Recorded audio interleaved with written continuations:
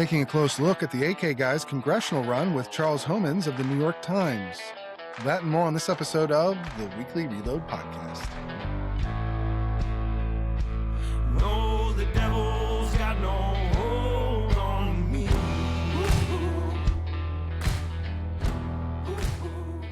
All right, welcome, ladies and gentlemen, to another episode of the Weekly Reload Podcast. I'm your host, Stephen Gutowski. I'm also the founder of thereload.com, where you can head over and sign up for our free weekly newsletter today if you want to keep up to date with what's going on with guns in America from a sober, serious perspective that focuses on hard news and analysis.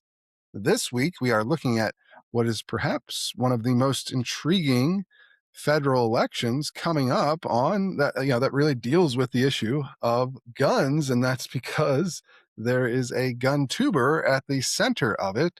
And this week we have with us somebody who just did a profile on that race for the New York Times, Charles Homans, with us this week. Thank you so much for joining the show, Charles. Hey, thanks for having me, Stephen. Absolutely. Can you give people a little bit of a background about yourself before we get going here? Sure. Yeah. So I work for the New York Times. I'm a reporter covering politics for both the Times and the Times Magazine. I cover a beat that I like to call ideas and activism in politics. So in addition to covering elections, I'm really interested in sort of the stuff that's a little bit outside of the frame of the question of who's going to win a given race and sort of what's kind of out there in the real world that, how are people thinking about issues in their lives, issues that are important to them one way or another, and how do they kind of develop, politics from that is sort of how I think about it. And kind of how does that jump into and shape, who does win elections? Yes. And speaking of which, this week I think it was published this week, either this week or last week, you wrote a piece called "In Texas, an Unyielding Gun Culture Jumps Off YouTube and Into Politics." And you wrote that actually co-author with another guest we had previously from the Times, Thomas Gibbons-Neff, whose primary beat, I guess, is like gun culture, right? And so, this is a piece that's looking at somebody that I think our audience probably knows. We've talked a little bit about this race on the show in the past, but it's Brandon Herrera, otherwise known as the AK Guy on YouTube. He has a significant YouTube following over doing, Guntuber content, mostly entertainment stuff, I think you would say, but certainly he gets into, he's been involved directly in politics through these primary campaigns he's run over the last two cycles. But, and on his show, he'll also do like some talking head type stuff occasionally as well. But you went out and profiled this election, right? Right. And I think it's an interesting one. Sorry, go ahead. No, just give us a brief overview of what your piece was about. Yeah, I mean, to me, this was like this election is a really interesting test of the politics of GunTube and kind of how, the rubber will meet the road with that and kind of the broader theater of American politics, to mix metaphors. I mean, this is a culture that, as you and your listeners know, has been around for a while and has clearly shaped gun policy in this kind of upstream sort of way in terms of the impact that it's had on gun culture broadly. And it has allies in Congress, certainly. But this is really a pretty interesting case where you've got someone who's a real, celebrity figure in that world, who got into politics really as a Second Amendment candidate in the last cycle, who's now running for Congress and is the Republican, the Trump endorsed Republican candidate in this race in Texas.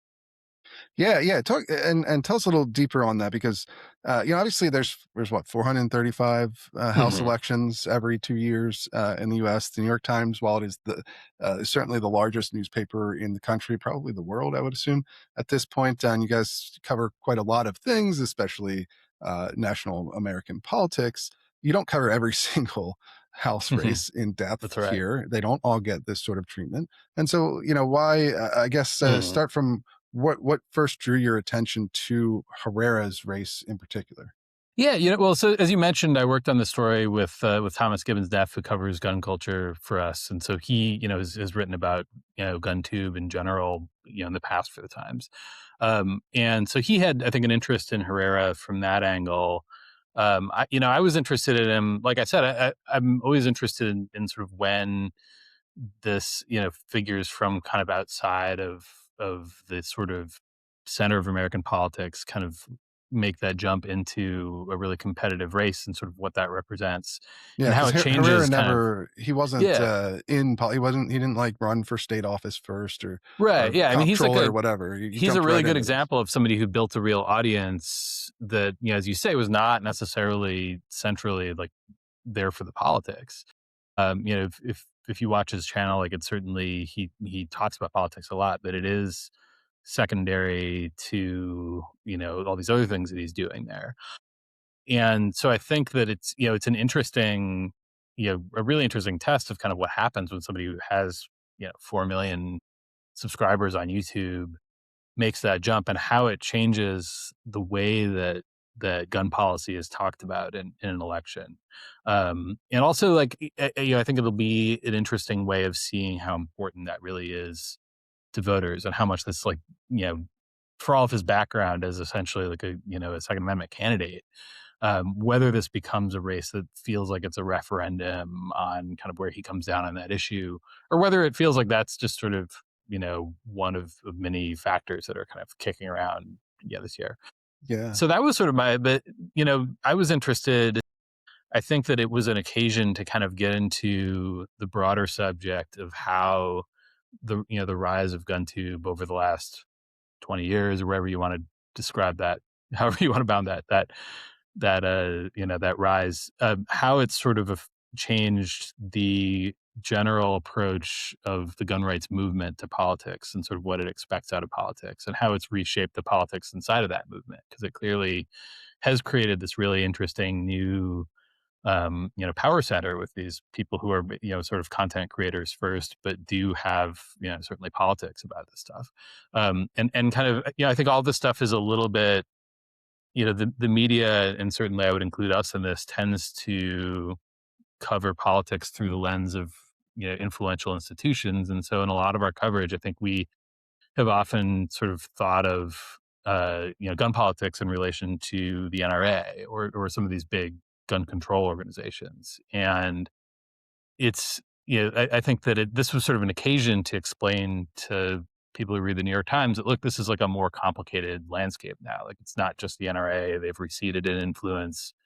And there are all these sort of new figures. And I think like the political landscape within that movement is more kind of varied and unstable than it would have been if you were talking about this a decade ago. And like, I'm interested in sort of how that plays out. If somebody like Herrera does get elected to office, like, does that change sort of the discussion within the Republican Party, within Congress, about gun policy?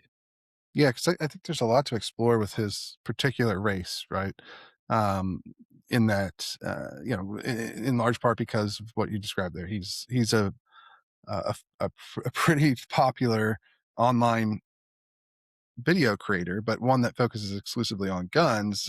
But you can, look at that from all sorts of different angles, including just on the online influencer aspect of it, because I see a lot of parallels, which I think we'll get into in a little bit with some of the other candidates like him that you've seen come up on the left in recent elections, especially this year with Kat. I'm sure I'm going to butcher her name here, but Kat Abughazaleh, who it was a former, I think, Media Matters Hmm. staffer, and then became like a progressive influencer, and just she lost in her primary, and we'll get into maybe some of the crossover there. Obviously, ideologically diametrically opposed Hmm. figures, but there's a lot of interesting stuff I think to talk about with how they exemplify what's going on with this sort of online influencer crossover into real world politics, to a certain degree. And but then also the fact that he is a gun tuber in particular, that his content that he created was around this specific niche of gun, mostly entertainment videos. But like you said, there's always some connection between guns and politics in America, Hmm. and so that played out in his content as well, probably more so than some of the other Guntubers out there, and just the evolution of that whole community, especially as it relates to like the broader gun rights movement, right? As you discussed, the NRA, how does the rise of somebody like Brandon Herrera reflect on the NRA and its influence and the struggles it's been going through lately? So there's a lot there, and it's really, as much as guns are an important issue in American politics, they're rarely the issue in a race. Whereas this race, I mean, it's hard not to say that, right? Mm-hmm. I think that's right. Yeah. I mean, if you look at the public opinion polling, I think it clocks in somewhere at number 7 or 8 usually. Like, it's not the lowest priority, certainly, for voters, but it's not the economy, it's not immigration. Um, and I think it's also important to recognize that it's somewhat asymmetrical in how much it kind of and how it factors into voters in both parties and independents who lean one way or the other. It's something that, like, Democratic voters tend to rank more highly and see more kind of urgency around actually changing the policy environment, the laws, in the direction of more gun control. Certainly not unilaterally, but there is, like, that view is much stronger on the left than it is on the right. It's a very polarized issue. Whereas on the right, I think there's less.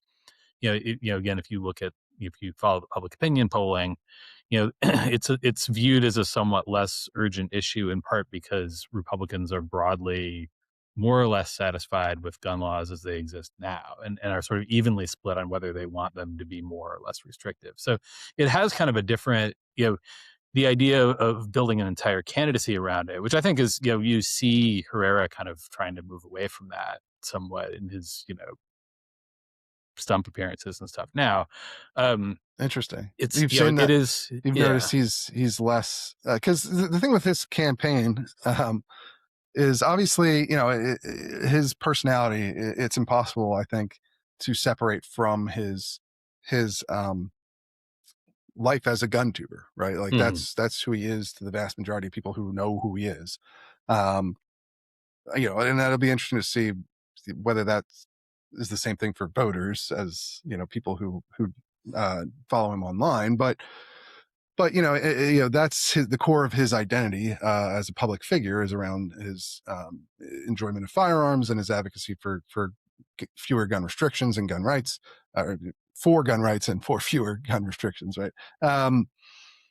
And his campaign, that's why his campaign exists, right? The reason he got started, now this was a cycle ago. This is not his first campaign. This is his second campaign, but it got started because his opponent, Gonzalez, had voted for the Bipartisan Safer Communities Act, right? Which added some gun restrictions to federal law in the wake of the Uvalde shooting, which, by the way, is also in this district. The school, what was the location of the worst school shooting in history, is in this district, Texas 23.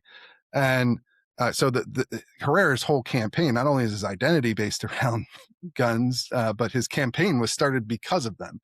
But you've noticed maybe a bit of a shift away from that being the top priority. Yeah, certainly. I mean, I think he's, I think he understands the situation and is trying to become a more fully rounded candidate in this race. But it is an interesting, nut to crack in that respect, because you're talking about somebody who, as you say, kind of entered was a online entertainment figure first, built entirely around his the AK guy identity, and the stuff that he did on his YouTube channel, and then sort of became a politician from that, and is now sort of trying to reverse engineer, I think, a more full kind of political identity from what was initially really a protest candidacy over Gonzalez's role in passing that law. And so, and there have been kind of intermediary steps along the way. There was a whole discussion of him being nominated as ATF director, and he kind of like presented himself, I think, a bit differently when that was sort of something that was being talked about, however unseriously. But like, I think that but yeah, you see him kind of like filling in the other pieces of campaigning in a district where this isn't the only thing people are interested in. Hmm. Yeah, and it does make sense. Obviously, your voters are not necessarily, even in a district like the one that houses Uvalde, are not necessarily Mm. only focused on that. I mean, there's certainly an attitude inside the gun rights movement, especially online, that this is the only issue that people should care about. But in practice, voters, while they do rank it as a very important issue, if they're asked how important do you think this issue is, you'll usually get guns Mhm. a very high percentage will say it's important. But as you noted earlier, most of them will not rank it as the most important issue when asked. Usually it falls somewhere down in the middle to bottom tier I of think, yeah, there's issues. also a sort of like be careful what you wish for aspect to if you're a real advocate for some issue, like you can get, this is something that comes up a lot on the left, I think, is like you can choose to make people pay more attention to whatever, issue you're most concerned with is, but you can't necessarily choose how people, think about that issue once they're paying attention to it. And that's especially, you see that a lot, obviously, with, gender politics on the left, where like they can increase the salience of, the valence of, something like the bathroom bills, but like they can't necessarily choose the direction that public opinion around that takes once people are paying more attention to it. And that's, I think, especially acute when you're talking about any issue where people are pretty split in this country, or where the issue is very polarized. Yeah, and I think you made an interesting point earlier. Now, I should note here, right, that we don't know necessarily how Texas 23 voters thinks about this stuff, right? We don't That's have true. Yeah. polling that gets that deep and detailed into this particular district. Now, this is Cooks has it rated even after the redistricting that's happened in Texas as I think a +7 Republican district. It's one that it's kind of an interesting district. It was more of a swing district years ago, and I think it's become less so recently. Trump won, I believe, by 15 points, right? Hmm. In 24, Gonzalez, the and we'll get into some of this in a little bit, but the former congressman that Herrera sort of beat up. I mean, we'll get into like the complexity of exactly what happened in this primary, but Gonzalez, the former Republican who's still seated in that he's still sitting today as the congressman. He's going to resign at the end of his term. Probably because if he resigned right now, Republicans would lose control of the House because the margins are so close. But he won by, I think he got 62% of the vote in 2024. If you look at the last time this was an open seat with no incumbent, Gonzalez only got 50% of the vote. He only won by 4 points. So, and it's going to be, I think, if you look at the general polling, it's going to be a very favorable year for Democrats. It appears as Hmm. far as the generic ballot goes. The generic ballot's getting to the point where some of these polls have it at more than 7. So that would put this, in theory, this risk, some risk for the Republican candidate in this election, which is going to be Herrera. At this point, we already know that, but yeah, regardless, we don't have like detailed insight into exactly Yeah. how Texas 23 voters think of these issues. But you're right, generally speaking, um, voters, when asked in most national polling, what they think about gun laws, yeah, and again, this is like broad questions. You can get different results from different questions about specifics around firearm policy, like most policies. Hmm. But generally, Americans tend to think laws should either stay the way they are or become more strict. And the less strict option, which is where you would, I think, put Brandon Herrera traditionally, and Hmm. most gun tubers, most online gun activists, frankly, probably most of the people listening to this show right now, that is a smaller percentage that will say in a poll, I think gun laws should be less strict, generally speaking. Now again, that misses a lot of the nuance of specific policies, but which poll very differently. And for instance, like a handgun ban polls extremely poorly. It's like Right. 80% opposed to that. And then you get closer to 50 to 60% in one direction for a lot of other specific gun policy questions. But whereas like background checks are extremely popular, the concept of background Right. checks on gun sales are in the 80%. Although again, if you ask the details, you'll get different responses. But it is interesting to see, I guess, on in that regard, how voters will, how Herrera's background here like translates, and whether or not he's, it's, I don't know that he's going to run on a machine gun repeal, right? Machine gun ban repeal. Right? Yeah, like, I think that's like an necessarily what he's interesting running on. question. Is like, and I think many of the issues that gun rights advocates and I think Herrera care about may be sort of, it's a question of whether, I think something like red flag laws or reciprocity, like these things are probably not really on the radar of the average like non-gun owning voter. And the question is sort of what happens. I think if you read broadly kind of the drift of public opinion, my guess is that, something like, the Herrera position on these is probably outside of the, where most voters are. But I think there's the sort of secondary question, which is like whether this is something that's going to be important to voters, how the Democrats in this race, how his, opponent in this race, Katie Stout or Pidia Stout, is able to kind of characterize that stuff. We're talking about stuff that's not really been like dramatically part of the kind of national debate, as much as it's sort of factored prominently in the kind of, GunTube discussion around this stuff. So I think like that's kind of an interesting question of like how that'll actually play out. But I mean, I agree. I think I agree with you that like the macro aspects of, the macro environment on this race is probably the thing to look at, given, where people tend to rank gun issues. And stipulating that I think that may be different in this district because of Uvalde, because of that history. Yeah. And also because of, presumably, you wonder like, how much that has an impact, right? Because especially if you look at Gonzalez drew this primary challenge that ultimately took him down from Herrera because he voted for the Bipartisan Safer Communities Act. But if you look at how the voters reacted to that, in the general election, at least, certainly obviously hurt him pretty significantly in the primaries because he had to go to runoffs with Herrera both times. Now, just to real quickly some of how this race has come out, Gonzalez was going to be was headed to a runoff with Herrera again. Now, and this time around, Herrera did actually get more votes than Gonzalez in the runoff section of this primary, but he still couldn't get to 50%, which is how you would avoid a runoff. But the runoff's not going to happen because Gonzalez was involved in a major sex scandal where his mistress took her own life as a result, in a very horrific and a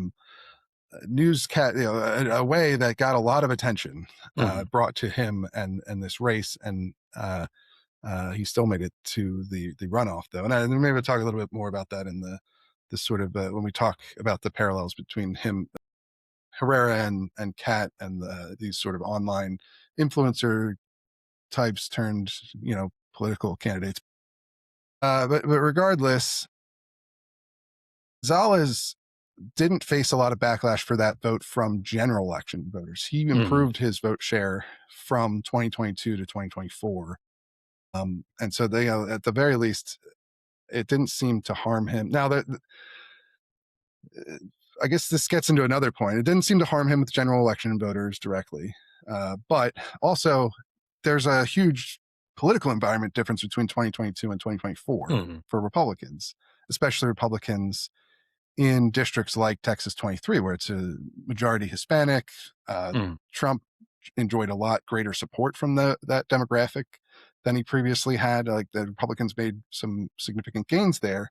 And so I guess, as much as this race is going to be very hard to separate from gun politics, and any outcome is going to be hard to separate from gun politics, and maybe this is actually one of the risks for gun rights activists with somebody like Herrera being the candidate here, it feels like perhaps it's not going to come down to gun politics as to how this race actually goes, right? Yeah, I mean, if you look at Gonzalez's record, I mean, he was broadly a sort of, somewhat moderate Republican, as was Will Hurd, who was his predecessor in this Right. district. And, it hasn't been a fully Republican district for that long. I mean, Hurd, I think, was elected 12 years ago, maybe.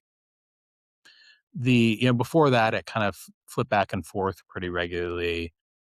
But Gonzalez, I mean, he was, again, a sort of moderate leaning on by our current standards, Republican, and he did, buck the party on a couple of things specifically that I do think reflected his reading of the district he was in. I mean, one was immigration. He was, a vocal opponent of this 2023 bill that Chip Roy in the neighboring district had proposed that would have a border security bill that would have really gone pretty far in shutting down legal asylum. And Gonzalez was somebody who's both quite outspoken in criticizing the Biden administration on border security, but was also, distanced himself from the party on this particular reading of kind of immigration policy more broadly, which also reflects that this is like a border district where, there is a sort of the politics of all that are pretty complex. And I think, and then the other one is the Bipartisan Safer Communities Act, which presumably reflected his reading of the politics around guns being different in the wake of all day there.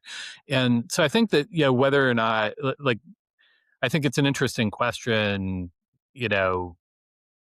if you have somebody coming into this race who is sort of coming at it from a pretty different perspective, from one that was clearly informed by how Gonzalez at least thought these politics were going to play there.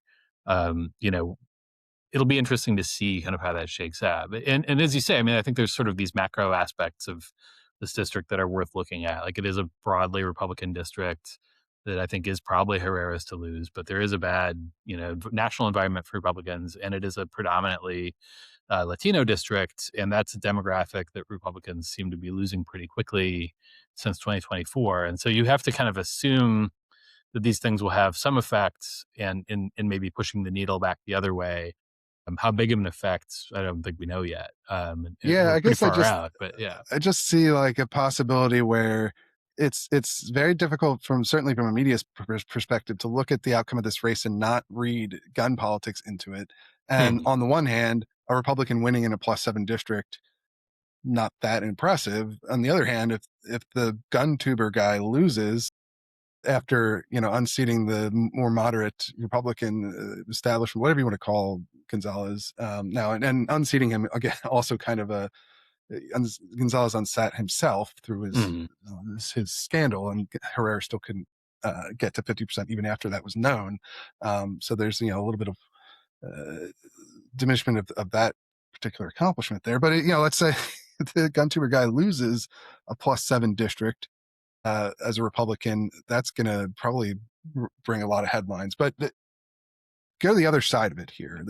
Perhaps the potentially positive. The 2 points that I wanted to ask you about on on this front with the Guntuber running. One, generally speaking, I think at least the conventional wisdom has been that gun voters or gun rights advocates or gun owners will tend to be motivated on that particular issue a lot more than their counterparts, right? And so maybe having somebody who's an aggressive gun rights champion as the candidate will draw out more people. And then additionally, public opinion is not unchanging, right? And often elite voices are what influences that thing. So for instance, like the handgun opposition to a handgun ban was not always at these like 80% levels. You go back to the 1960s, it was the opposite. There was like 60% support for it. So people's opinions can change over time, and that often will happen in a process where you have prominent figures being out there advocating for something, and which leads to them changing their opinion on it. And so having somebody like Herrera in a lead role that's more aggressive about wanting to get rid of certain gun restrictions rather than maybe your more traditional NRA approach of trying to prevent new restrictions coming in more so than eliminating old ones. I mean, it's obviously super simplistic description of it, but let's say that's the dynamic. Do you see that as one of the potential upsides if Herrera, for gun rights advocates in particular, if Herrera is elected and that his activism in favor of guns being something that can actually draw out voters too that maybe otherwise wouldn't show up. Well, you made a good point, I think, which is that the culture and sort of the culture around guns has changed, and how and that has had implications for public opinion on specific aspects of gun policy.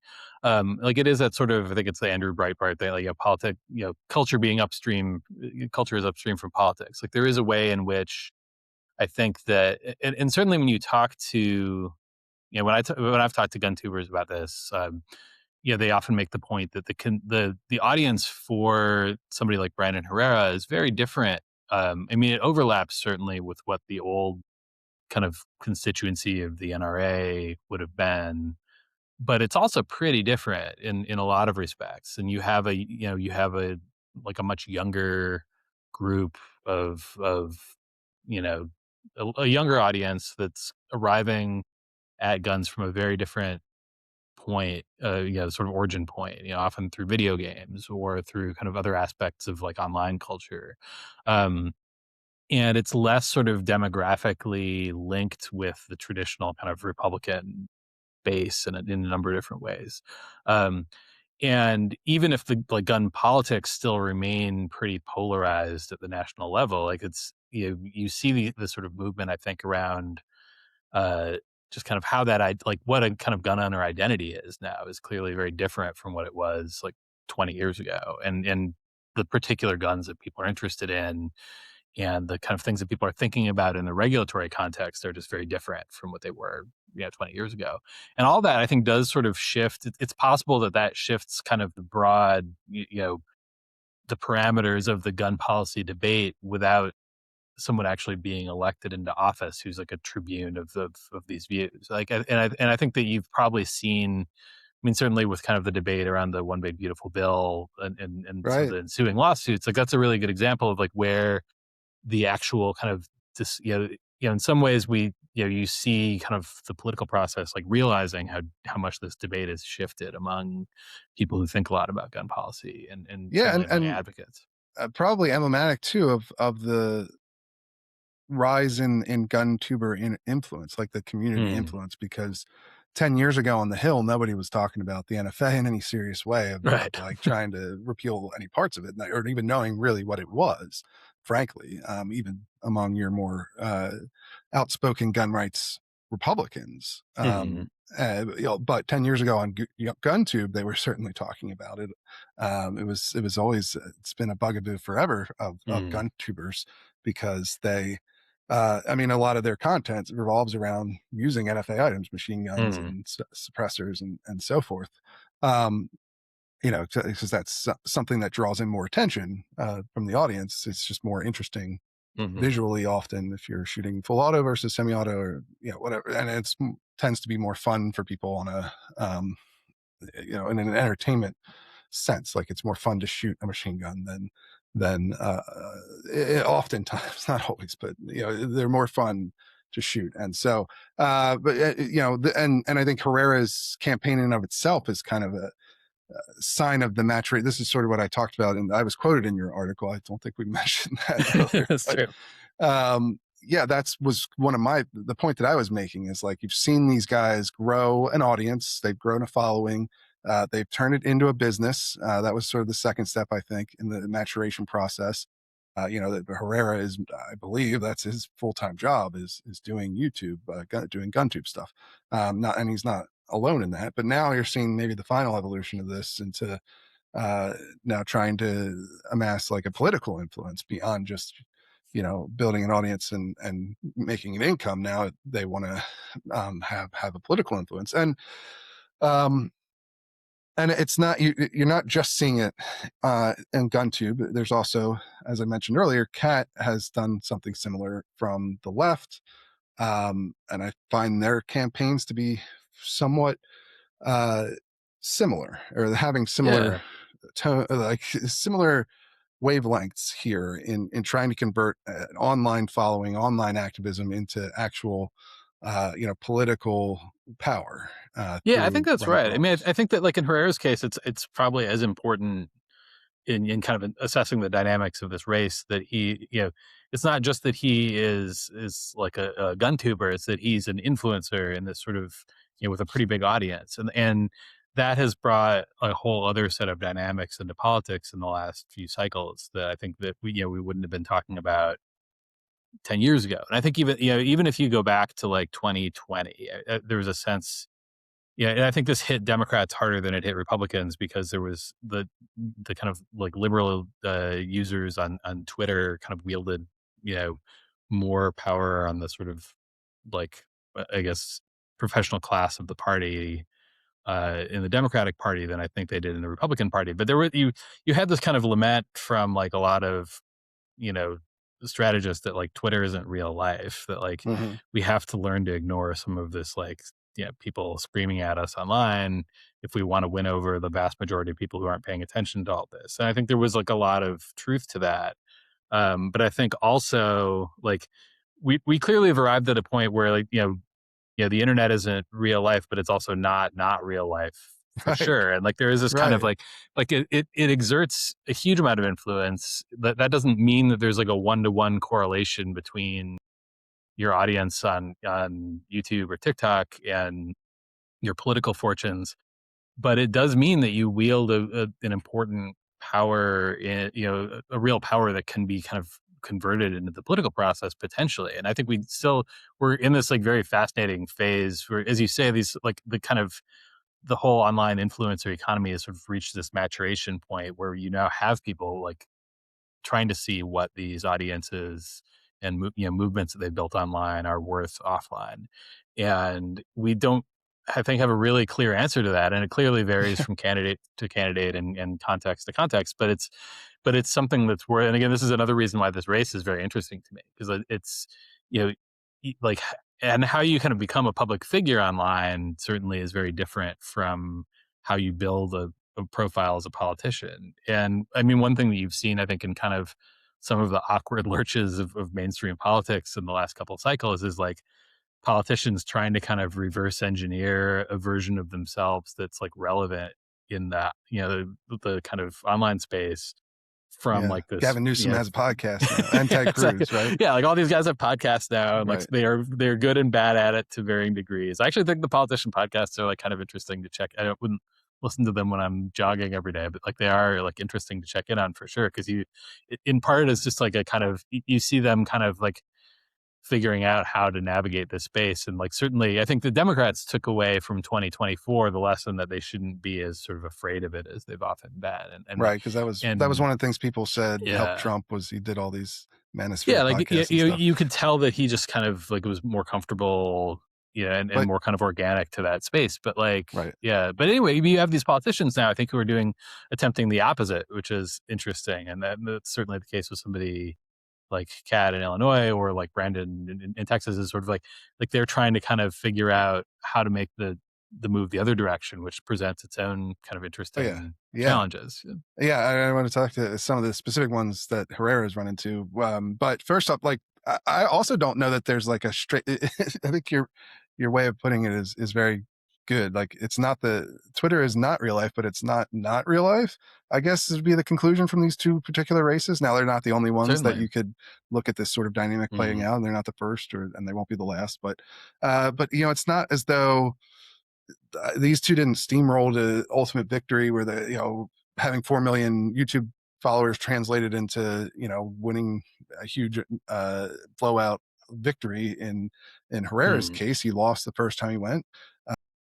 He got to a runoff, but lost. He got pretty close. I mean, that's the thing, is he didn't win, but he didn't lose by a whole lot. And this time around, he got more votes, but didn't get to the 50%. He had to go run off again. But after, and the reason that he's won was not necessarily because of his following or whatever. The reason is that Gonzalez had a terrible scandal and had to drop out. And then if you look at Kat, same thing. Like, she didn't win, right? She got, I think 20-something% of the vote. Now, this was a 3-way race. I think she got fairly similar results to Herrera the first time around, where, they didn't win, but they did prove that they could come from having really no background in elected politics and make a serious run at it, and now Herrera on his second try is going to be the candidate, and he's the odds-on favorite, as we discussed, given the district he's running in now. There's certainly risk that it's not that it could be a close race, but he may well end up being a congressman at the end of this, at the end of the year. So And one it's asterisk to interesting. I don't know attach that to it's this, like, yeah. I don't know that it's a super straightforward. Mhm. Obviously the online activists, you get a big enough following, you're guaranteed political success. I don't think you can see that, but at the same time, it doesn't mean, you got to go through the old system of working your way up through, state house elections or whatever Mhm. to get started either. If you Mhm. build an online audience that's passionate enough for what you're trying to do, you do have a leg up over other candidates. I think that's the Yeah. takeaway.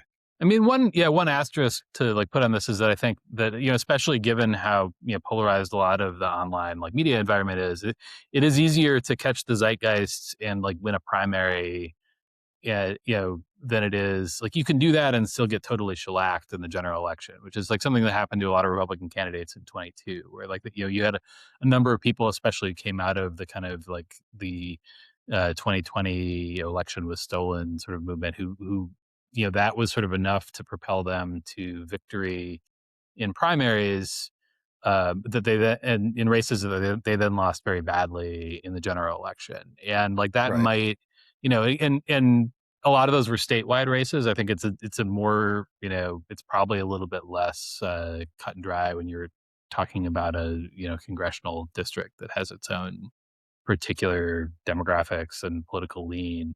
But that is something, I think if you're talking about these online spaces that really do lean, or audiences that lean pretty far one way or the other, it's possible to come out pretty well in a primary and be positioned and certainly the parties will kind of keep an eye on that and often will try to kind of like tilt the playing field on the other side one way or another. Yeah, well, that's one of the drawbacks to this approach too, and that you can see in Herrera, um, because oftentimes online influencers, w- nowadays, I think you are incentivized to say more and more outrageous things to get attention, right?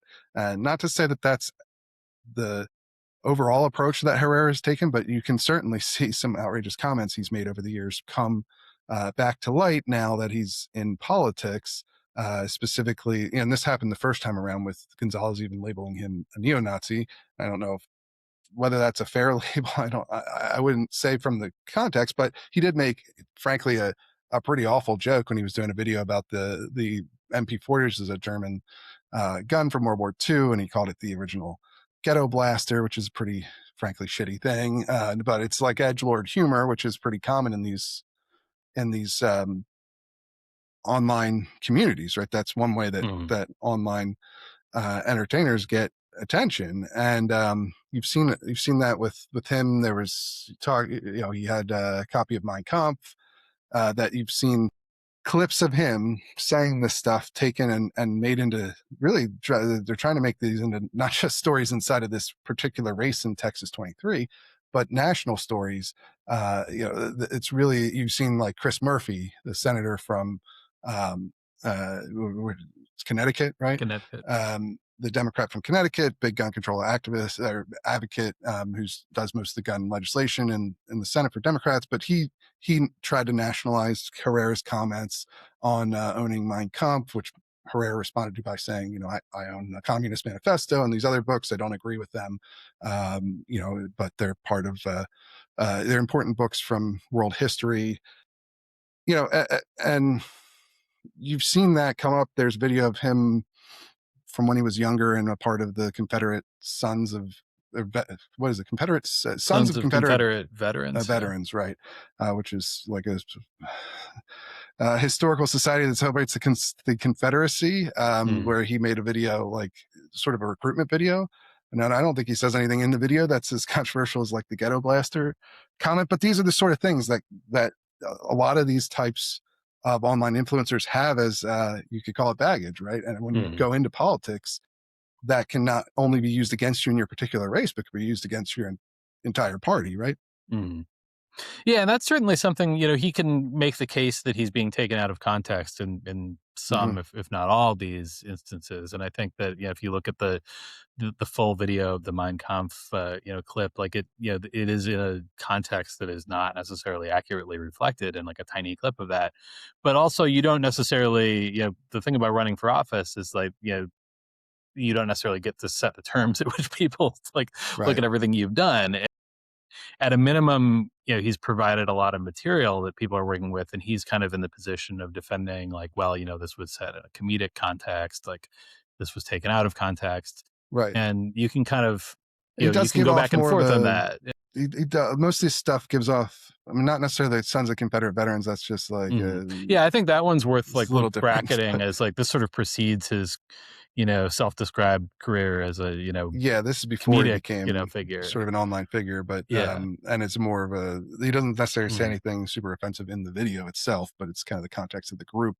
But the other stuff does feel like his version of humor, which is not exactly Mhm. uncommon in internet videos, but um, he doesn't come across necessarily as a actual neo-Nazi, Right. despite Gonzalez labeling that. Yeah, and I think But it's you still can kind something of that choose to respond to that in different becomes ways. a You can problem. sort of you can try to own it, or you can try to kind of argue against the way it's being presented. But either way, you're sort of on the defense, and I think that's where Democrats, I think, certainly see a lot of opportunity. Yeah, yeah, and I don't know Herrera, and I would have to have him invite him on the show to get his full description of the full explanation for that stuff, but and just his full theory of the race, right? Like you said, I think he's trying to expand out beyond guns, but additionally, I wanted to just talk to you a little. The piece has generated some discussion, right, online, and some criticism as well. We had Cam Edwards at Bearing Arms had written a piece on your piece, um, and he and I also want to discuss, like, the New York Times. We talked about this a little bit with Thomas when he was on the show. How the publication is perceived, and how you deal with that as a reporter when you're approaching these issues. But um, Cam called your piece. He said the message of it is don't underestimate Herrera. He views it, he said, I view it as a call to action for the New York Times readers to get behind his opponent. You're not going to find an outright endorsement in the news section of the New York Times, but given the politics of this paper's base of readers, I don't think that's necessary. Most folks on the left are going to read this story with varying degrees of alarm that someone like Herrera could really get to Congress. Um, he does follow this up by saying, Democrats see this as a flippable seat. I do too, unfortunately, which brings us to the part of my post where I urge you to actively support Herrera's campaign if you want to see him in Congress. I won't hem and haw and obfuscate like the New York Times. I'll be blunt. This is going to be a tight race, and Herrera will need all the help the 2A community can give him. I just want to give you an opportunity to respond to what Cam is saying here and what he's taking away as the message of your piece, whether you agree that that is what you were trying to do. I would say, yeah, if the argument is that I was trying to send a bat signal to not my intent with the piece. I think, I read his piece. I didn't see anything in it that seemed to suggest that we got anything. I think that, it's like something you run into a lot, certainly at the Times, because of its place in the conversation, is that you kind of, you hear about it if you don't write about somebody, and you hear about it if you do write about somebody. And so that kind of comes with the territory, and I don't especially mind that. I think that, like, in terms of the intent of why we wrote about him, I think, my view was that this was a noteworthy race in terms of being able to explain kind of the evolving gun politics that somebody like Herrera represents. And I do think that you'd raise this question of sort of why this race out of, hundreds of congressional races to write about. And I tend to, I'm not a great reporter when it comes to like the who's going to win stuff. I tend to kind of gravitate more towards races that seem like they're injecting some new element into the political conversation that hasn't been there before. And so, for instance, I was pretty interested in some of the Gaza protest politics in 2024, and reported on how that played out in some districts in Michigan, because that was like something that I thought was sort of a relatively new entry into kind of like the intra-democratic politics there. And certainly people had strong opinions about whether I should or should not have written about those and cover them the way that we did. But I think all those sort of, you can kind of always say that like there's always a subjectivity in choosing what you write about. And that is a decision. My own thinking in terms of why I write about what I write about is usually, I would say, when I get to choose this, as a reporter, sometimes you're taking an assignment, sometimes you're, coming up with an assignment for yourself. And this was certainly one that I assigned to myself because it represented a kind of new idea on the horizon of congressional politics, and I thought was worth sort of exploring on those terms.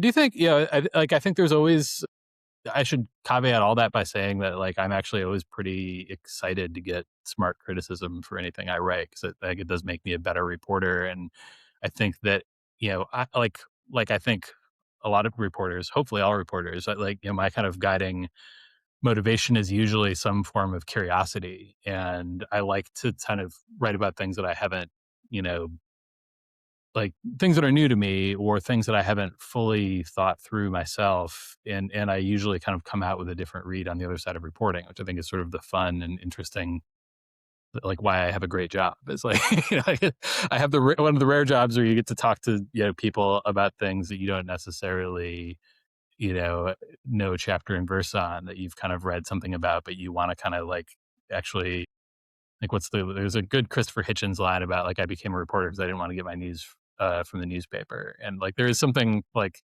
nice about a job where you can kind of talk to, people about how they're coming at this stuff and kind of ask them questions that occur to you when you read whatever they wrote online or whatever you saw them say on YouTube. And so and you're always kind of exploring, I think if you're doing it right, you're always exploring new territory and what's hopefully also new territory to your readers, and explaining these worlds, whether it's a new kind of political subculture or something outside of politics that like may not be fully understood, or about the Times readers may have their own preconceptions about, that you can kind of show them other ways of thinking about it. And I think, to Cam's point, I mean, I think there's certainly like lines of criticism of the Times' coverage of gun culture and the mainstream medias in general that I think are worth us hearing for sure. And I think, like, one that I think is generally like, a point that's worth raising is that like we should cover gun culture,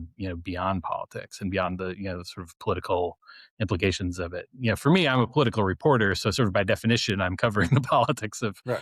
X, whatever X is. So that I Right. don't, personally take that as like a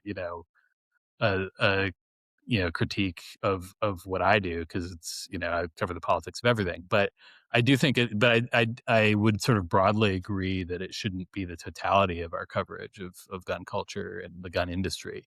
And while, recognizing that there is a sort of real political valence to all that, it's worth kind of getting the texture of that, and the kind of capturing the whole world of that beyond politics too. Again, in this case, I think that's like less it's not a critique I've heard of this particular story, because obviously this is like very clearly a story about politics, but it is one that I, personally take on board. Yeah. And I think obviously it's important to understand that you're not the executive editor of the New York Times or anything like that. And this is, but it's important, I think, I think it's good to get your view of how you approach these things, especially because, the Times is becoming more and more. It's always been a huge player, but it's becoming even more so as the industry kind of shrinks and it grows at the same time. And so how the Times operates is really notable in whatever it does. And there have been, I think, very fair criticisms of the Times approach. Largely, what I've done in the past is criticizing. I mean, oftentimes I think in major media outlets, the problem tends to be reporting from ignorance and not having the understanding of an issue to even realize when you're getting something wrong. And that's been a problem across the industry on guns. Not that wasn't not necessarily something that I noticed in your piece on Herrera here. I wouldn't make that criticism of this piece. But and then also, it's important, I think, for reporters to understand perhaps as well the view that they, or their, even broadly, the reporters have among gun owners or gun rights activists in particular, and then obviously the New York Times.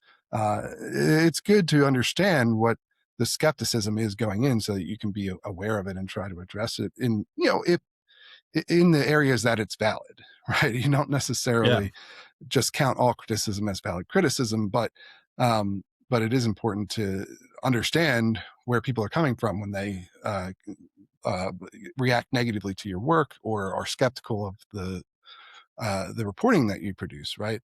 And do your best to honestly address that.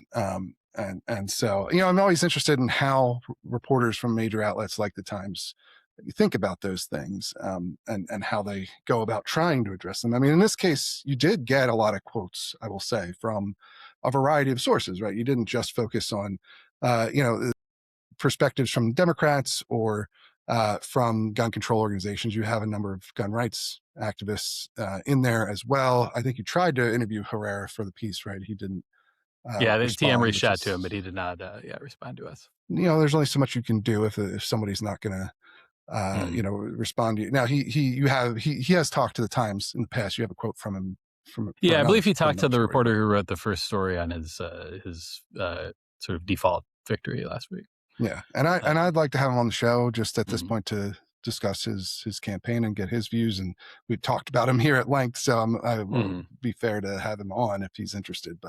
And so I'll have to reach out to, I guess, his campaign and see. But yeah, I think it's important to understand you as a reporter, as a human, how you come to stories like this. What was that made you interested in it? That's to me, like, I write about this stuff all the time, and our audience follows this on a daily basis, but it's not something that, the guntubers and gun politics are not always the top of mind issue. In fact, they rarely are. And often when they are, it's in the context of like mass shootings. And that's, I think one of the things you were acknowledging there is that is not the only time that guns and that are newsworthy.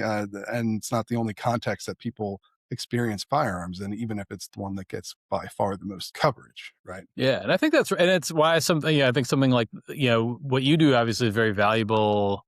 To me, as somebody who's interested in this stuff, because it is, I think there's a real value in having like a dedicated line of real specialists, informed expert coverage of this stuff for, as a sort of not just an alternative to, like I said, I'll write about gun culture when it sort of is in the aperture of politics, or so, that wouldn't be the only circumstance, but that's certainly the sort of main way in which I engage with it because of the nature of my own beat. That is hopefully not true of the Times as a whole. I mean, TM's work is a good example of that, but I think that it's but that's not sort of the full spectrum. And I think, when it is the thing that falls in the center of politics for whatever reason, what I try to do is kind of capture, the kind of texture of that and the range of that. And as you say, there's sort of multiple layers of the kind of gun policy debate in the gun community that aren't necessarily all the same thing. And that's an important thing that, when those of us in the mainstream media are kind of like,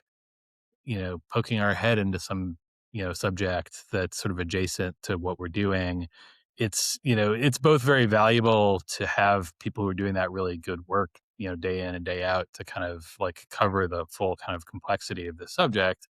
But it's also, a thing that we can kind of, I think, like, that I can point people to as sort of another, if you want to kind of go deeper with this, like this is, there are places that are doing, the best antidote to bad journalism or limited journalism is always like more better journalism. Right. Anytime anyone's doing that is I think like a good, it's the way to make everybody better at this. Well, I appreciate you saying that, and I appreciate you taking some time here to come on the show and talk us through this story and this race, and why it's interesting, and why people even beyond our audience that's already interested in this sort of thing might find this to be, a key story for this upcoming midterm election, right? There's going to be a lot of them, but this, I think, will certainly be one of them, and it makes sense why it's drawn the attention of the New York Times in this way. And I appreciate you coming on to walk us through all of that. Can you just give people a way for them to follow your writing if they Yeah, want to do absolutely. that? I'm really not on social media much anymore, and I think it's been 3 years since I posted on either X or Blue Sky. But I do have accounts there. Probably the best way to follow me is just on the New York Times, where I do pop up with some regularity. I'm always also very reachable by email, which you can find if you look up my name on X, or I think Blue Sky also. It's just my first name, my last name at nytimes.com. And I'm always actually very grateful to hear directly from people with smart thoughts or critiques of whatever I do, and enjoy kind of batting emails back and forth when I have the time to do it. Nice.